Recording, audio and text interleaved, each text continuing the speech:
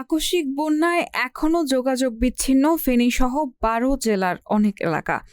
কয়েকটি জেলার পানি কমলেও বন্যা পরিস্থিতির উন্নতি হয়নি। নতুন এলাকা প্লাবিত হওয়ার খবর পাওয়া গেছে। কুমিল্লার গোমতীর বাঁধ ভেঙে বুড়িচং উপজেলার অন্তত ৩৫টি গ্রাম প্লাবিত হওয়ার খবর পাওয়া গেছে। এর মধ্যে সবচেয়ে খারাপ অবস্থা ফেনী জেলার। শহরের সঙ্গে ৬ উপজেলায় যোগাযোগ বিচ্ছিন্ন হয়ে পড়েছে।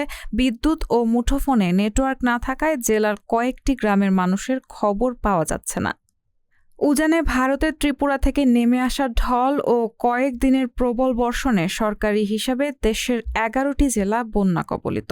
এগুলো হলো ফেনী, কুমিল্লা, নোয়াখালী, লক্ষ্মীপুর, ব্রাহ্মণবাড়িয়া, চট্টগ্রাম, কক্সবাজার, খাগড়াছড়ি, সিলেট, মৌলভীবাজার ও হবিগঞ্জ। এর বাইরে বন্যা কবলিত রাঙামাটি জেলার পানি কমতে শুরু করেছে। এসব জেলার প্রায় ৯ লাখ পরিবার পানিবন্দী। ক্ষতিগ্রস্ত মানুষের সংখ্যা প্রায় ৪৫ লাখ। বন্যার ৩ দিনে এখন পর্যন্ত ১৫ জনের মৃত্যুর খবর পাওয়া গেছে।